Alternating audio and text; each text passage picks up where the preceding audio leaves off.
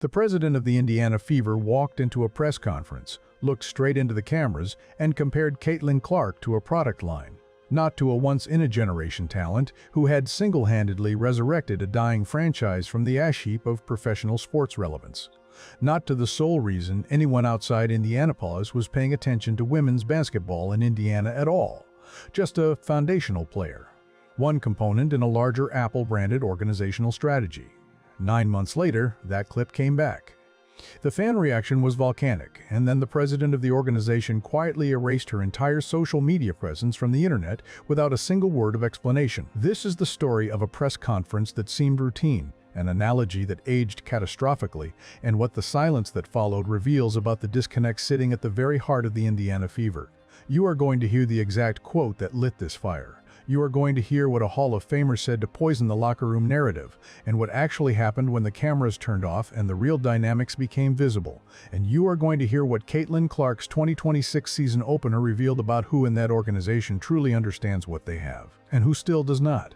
If this is the kind of analysis you have been looking for, the kind that actually connects the dots instead of just chasing the drama, hit that like button right now. Because what we are about to walk through goes a lot deeper than one bad press conference.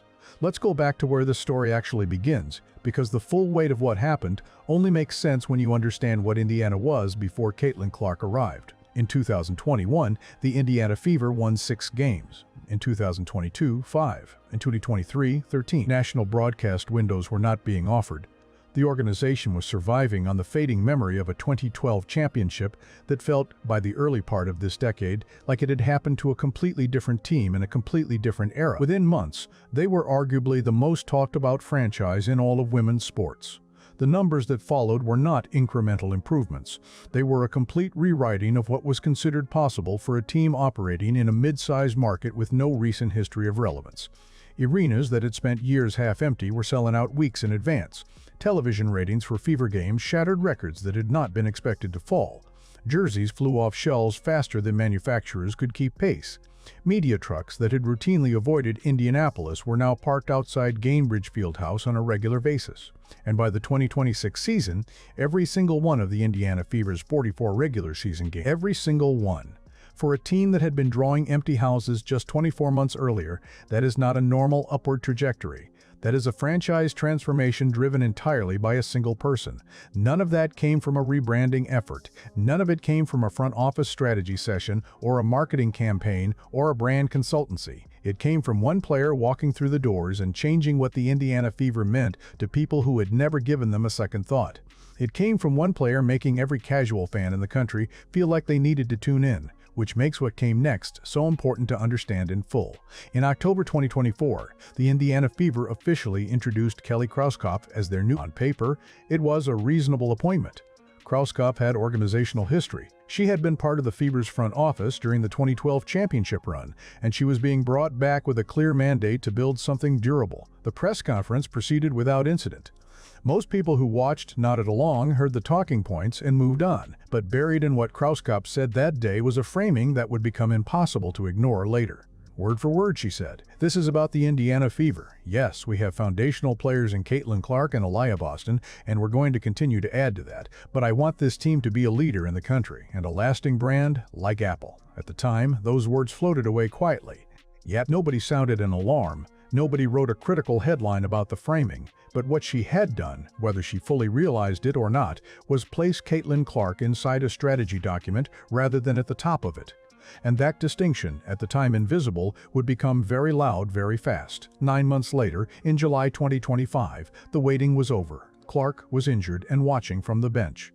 The Fever were navigating a chaotic, unstable season without the player who had defined the entire enterprise.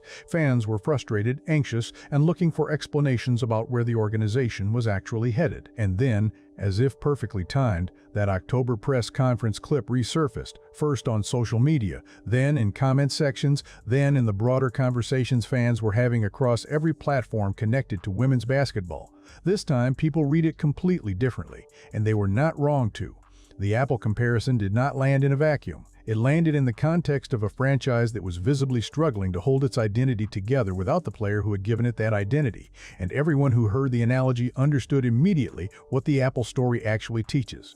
Steve Jobs was not a foundational component of Apple. He was Apple. He was the vision, the culture, the reason people stood in line and cared deeply about products and categories they had previously ignored.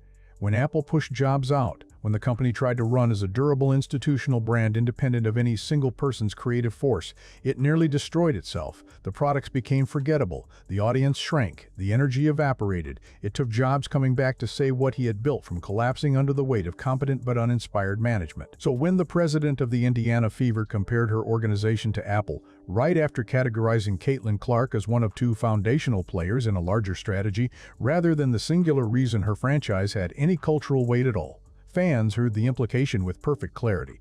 One fan posted that Apple became a global icon because of Steve Jobs, and Apple without Steve Jobs was a company in crisis. An Apple without Steve Jobs was a company in crisis, and moves on. The front office will spend years trying to explain how they wasted the greatest opportunity in women's basketball history. The response was not a fringe reaction from a few frustrated corners of the internet. It was organized, pointed, and it had a target. And then Kelly Krauskopf's account vanished. The profile, which had been active just days before the backlash peaked, disappeared without a statement, without a farewell post, without a single word acknowledging what was happening. No explanation, no professionalism, as distance message, just absence, complete and immediate. In the middle of a growing vocal fan revolt about the way the organization's president had framed its most important player, the president going silent and erasing her digital footprint read to many observers not as strategic restraint, but as confirmation that the criticism had found a real target. The silence did not quiet anything. It made everything loud. But while that social media story was playing out in full public view, something far more substantive was happening in a much quieter place.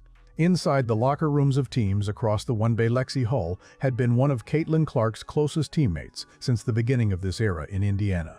She had been there for the early chaos, the learning curve, the organizational transformation, the highs, and the long stretches watching Clark recover from the bench. She understood what the Fever looked like from inside, not as a media narrative, but as a daily lived reality. When Glamour magazine named her one of their One Bay Women of the Year, Hull decided to stop carefully measuring every public statement she made. She confirmed what many fans had long suspected, but that almost no one wearing a professional uniform had been willing to say out loud. The jealousy was real. The deliberate animosity toward the Fever from across the league was real, not just the natural competitive drive to beat a good opponent.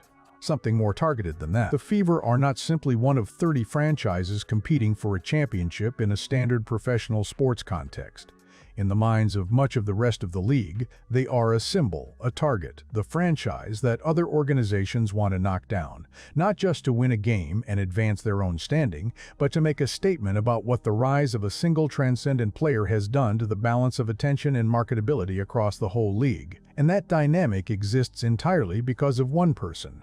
Not a brand, not a logo, not an Apple-modeled organizational strategy, because of Caitlin Clark. We want to know what you think about this one. Drop a comment right now. Do you believe the Indiana Fever's front office has genuinely done right by Caitlin Clark? Or do you think the Apple analogy revealed something real about how the organization actually sees her? The comment section is already firing on this topic, and we are reading every single response. While the Krauskopf controversy was building momentum and Hull was confirming the jealousy dynamic from inside the league, a separate narrative about the Fever had been circulating in the background for months, and it had gathered enough credibility to demand a direct response from the one person who could actually answer it. Hall of Famer Sheryl Swoopes appeared on a podcast in September 2024 and suggested that key players on the Indiana Fever were quietly unhappy with the situation surrounding Clark. The claim was that the attention, the cameras, the entire commercial and cultural energy that followed Clark everywhere had generated invisible fracture lines inside the locker room that would eventually become impossible to contain. The dynamics, Swoopes argued, were simply unsustainable. That clip spread rapidly. It became part of the ambient noise that followed the Fever into their second season together, and because it came from a Hall of Famer delivering the assessment with authority and certainty, a significant number of people absorbed it as confirmation of something they had already suspected was true. The story had legs, and it ran. The message was clear.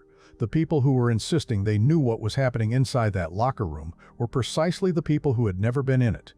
And the people who actually were in that locker room did not behave like a group quietly tolerating an unsustainable situation. When the Fever won the Commissioner's Cup during the 2025 season, the locker room celebration that followed was not a performance. It was genuine. The friendship between Clark and Lexie Hull, which had started as a professional relationship and deepened through genuine shared experience, showed in the small, unrehearsed moments that are harder to fake than the big public gestures. Rookie Michaela Timpson displayed the kind of quiet, earned respect for Clark that takes months of actual daily experience to develop. It cannot be performed for a media cycle. And when the expansion draft pulled two players out of that locker room, Chloe Bibby moving to the Portland Fire, Christy Wallace heading to the Toronto Tempo, Clark went on Instagram for both of them personally. Warm, specific messages, the kind that do not get written as part of a public relations strategy. You are high-ISing dang? The real tension in Indiana, the version the media kept chasing the wrong interpretation of, was never about whether Caitlin Clark's teammates liked her or resented her proximity to attention she had not asked to monopolize. Before we continue, if this level of coverage is the reason you keep showing up here, consider joining the channel as a member.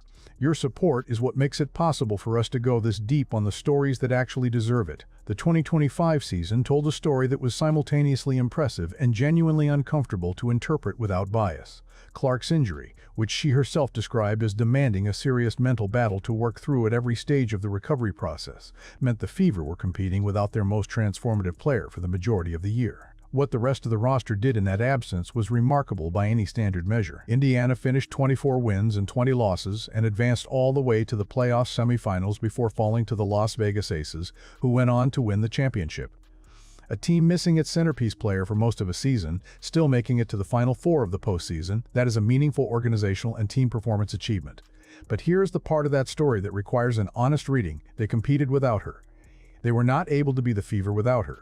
There was a real and meaningful difference between good enough to remain competitive and the franchise every television network in the country built its broadcast strategy around. The Fever without Clark were a solid professional team. With her, they were a national event. The Apple analogy could not survive that distinction.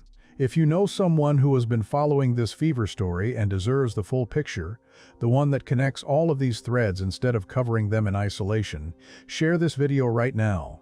The algorithm needs your help to get this analysis to the people who are actually paying attention. And then May 9th, 2026 arrived. Caitlin Clark's first regular season game since July 15th, 2025. Her season opener against the Dallas Wings, the moment the basketball world had been waiting on since her injury took her off the floor 9 months earlier. Every question about her recovery, her readiness, her ability to return to the level that had made all of this possible, all of it came down to this game. She scored 20 points, 7 assists, 5 rebounds, against a Dallas team that knew exactly what she was capable of and prepared accordingly. Clark was not easing back into anything. She was not playing the kind of careful, controlled minutes game that organizations expect from returning players.